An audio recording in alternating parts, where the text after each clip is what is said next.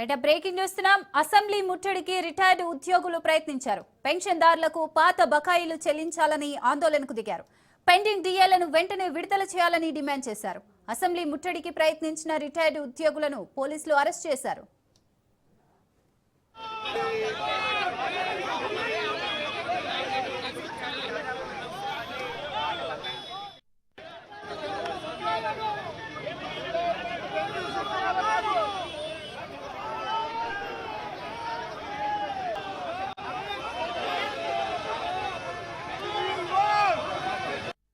తెలంగాణ రాష్ట్రం లోపల రిటైర్మెంట్ అయినటువంటివి మార్చి 2024 నుండి ప్రారంభమైనవి.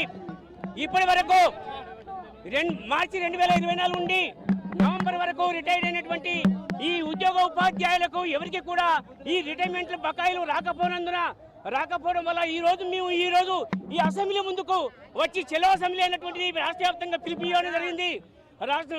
రిటైర్డ్ ఎంప్లాయీస్ అసోసియేషన్ తెలంగాణ రాష్ట్ర వ్యాప్తంగా కమిటీలు ఫామ్ చేసుకొని తెలంగాణ వ్యాప్తంగా అసెంబ్లీ ముట్టడికి రిటైర్డ్ ఉద్యోగులైతే ప్రయత్నించారు. పెన్షన్దారులకు పాత బకాయిలు చెల్లించాలని ఆందోళనకు దిగారు. మరిన్ని డీటెయిల్స్ మా ప్రతినిధి పవన్ అందిస్తారు. పవన్, ముట్టడికి ప్రయత్నించారు. అయితే దీనికి సంబంధించి రిటైర్డ్ ఉద్యోగులను వెంటనే పోలీసులు కూడా వారిని అరెస్ట్ చేశారు. అయితే ముఖ్యంగా చూస్తే పెన్షన్దారులకు పాత బకాయిలు చెల్లించాలని చెప్పి కూడా ఆందోళన వ్యక్తం చేశారు. అంతేకాకుండా పెండింగ్ లో ఉన్న డిఏలను కూడా వెంటనే విడుదల చేయాలని చెప్పి కూడా డిమాండ్ వ్యక్తం చేశారు. దీంతో ఒక్కసారిగా అసెంబ్లీ ముట్టడికి ప్రయత్నించడంతో ఉద్రిక్త వాతావరణం కూడా చోటు చేసుకుంది. వెంటనే రిటైర్డ్ ఉద్యోగులను కూడా పోలీసులు అరెస్ట్ చేశారు. అయితే తాము శాంతియుతంగా యొక్క ధర్నాను నిర్వహిస్తుంటే పోలీసులే చాలా అసౌకర్యం, అంటే యొక్క శాంతి భద్రతలకు విఘాతంగా తమను అరెస్ట్ చేశారని చెప్పి రిటైర్డ్ ఉద్యోగులు ఆందోళన వ్యక్తం చేస్తున్న పరిస్థితి కూడా కనిపిస్తుంది.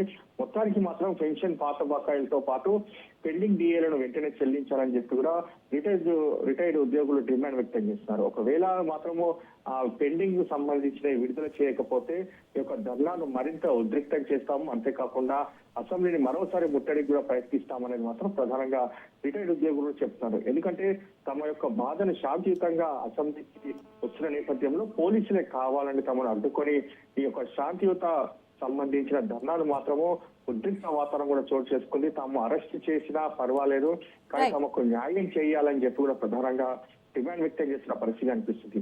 అయితే వారిని అందరినీ కూడా అరెస్ట్ చేసి స్థానికంగా ఉన్న పోలీస్ స్టేషన్ కూడా తరలించారు. అసెంబ్లీ అయిపోయేంత వరకు కూడా వారిని ఇంకా పోలీస్ స్టేషన్ లోనే ఉంచారు. మరోవైపు దీనికి సంబంధించి తాము ప్రభుత్వము చర్చలకు పిలిచి తాము సిద్ధంగా ఉన్నట్లుగా దీనికి సంబంధించి రిటైర్డ్ ఉద్యోగులు కూడా చెప్తున్న పరిస్థితి కూడా కనిపిస్తుంది. Right, thank you Pawan.